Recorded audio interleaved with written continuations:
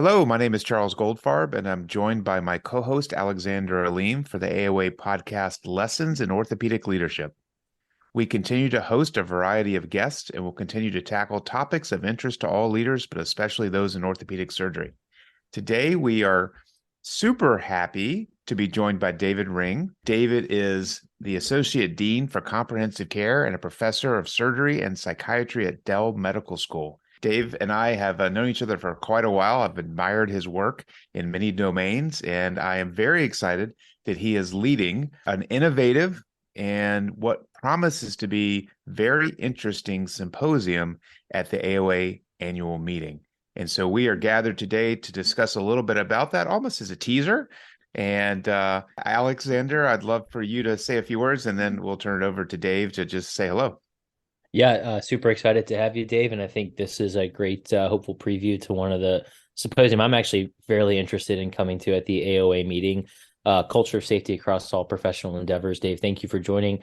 Maybe just briefly kind of give us a couple minute sort of summary about why you thought this was an important topic to bring up at the AOA meeting and sort of the impetus of bringing this to the orthopedic world.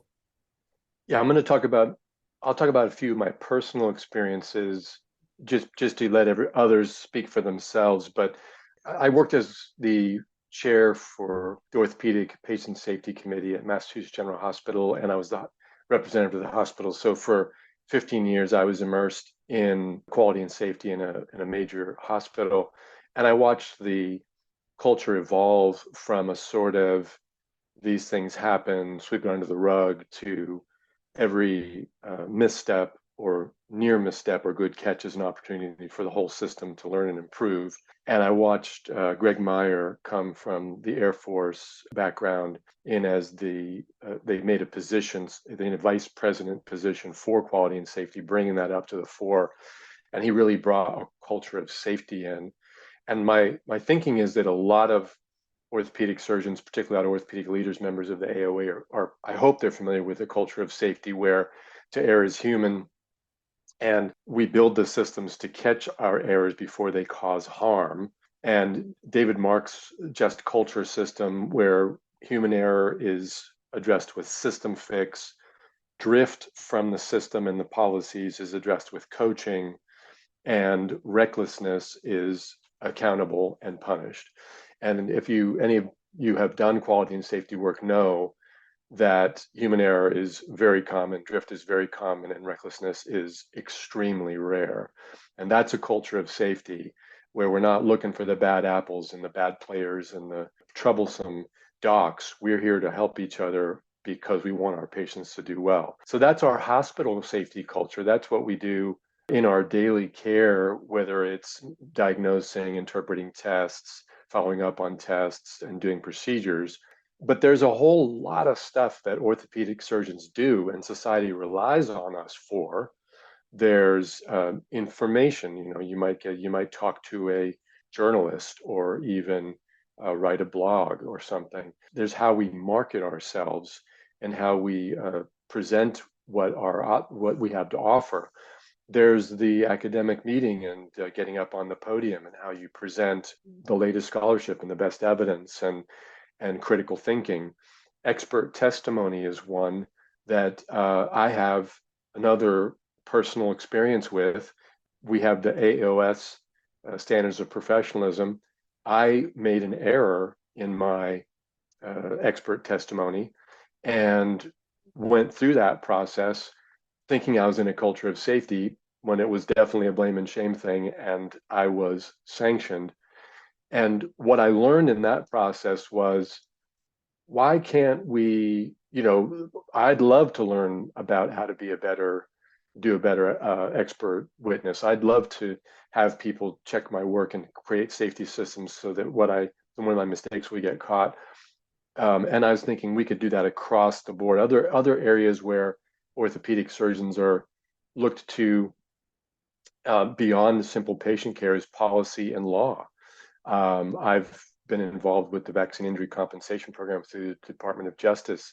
Again, there's plaintiffs and there's defendants, and it's not necessarily within the safety culture. Variations in practice, what does it mean that some of our colleagues do far more of a certain type of procedure than somebody else, that some people never do a procedure and other people do it regularly. And the business of medicine, how we run our practices, how we interact with industry.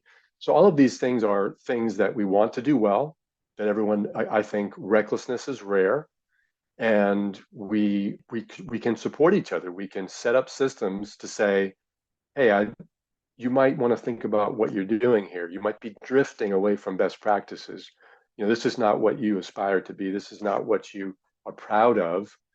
You may not have realized it. And here's some systems and here's some strategies to help you catch yourself or catch your errors in all these other endeavors, just as you do in the hospital.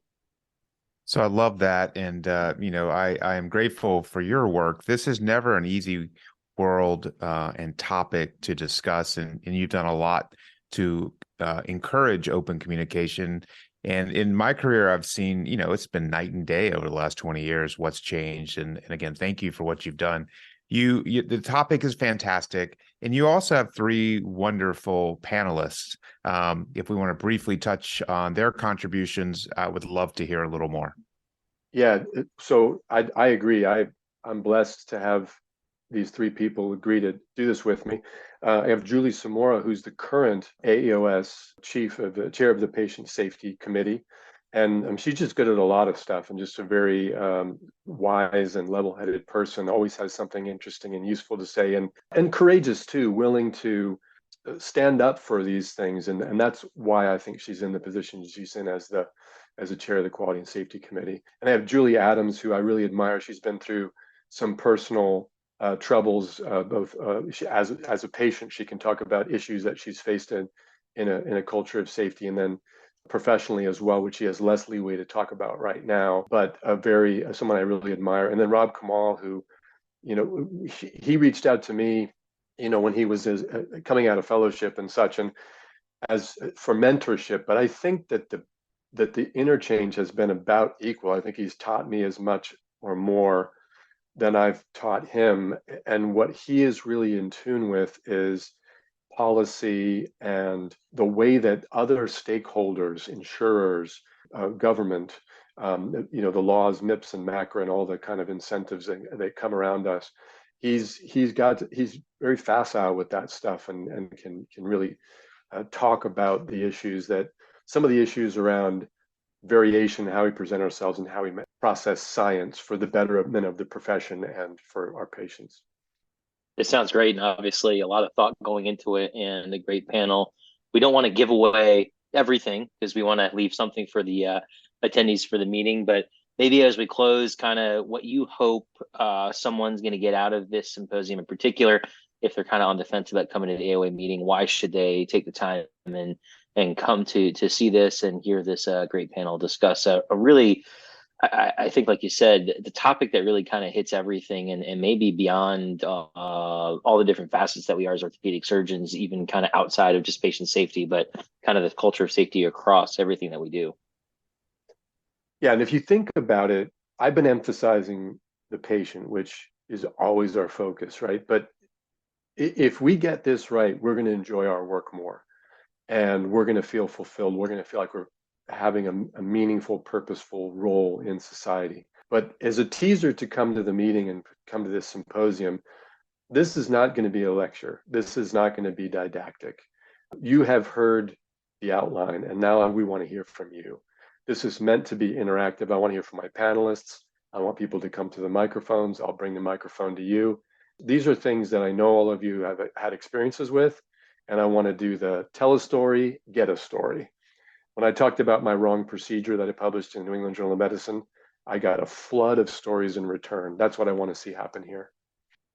All right. Well, I, for one, am super excited about this symposium, Culture of Safety Across All Professional Endeavors, moderated by David Ring, with panelists Julie Adams, Julie Samora, and Rob Kamal. It will be at the AOA annual meeting in Salt Lake City, and we look forward to seeing you there. Dave, thank you. I am grateful for your saying a few words about this. You put a lot of work into this, and I know it's going to be a very popular symposium. Thanks, guys.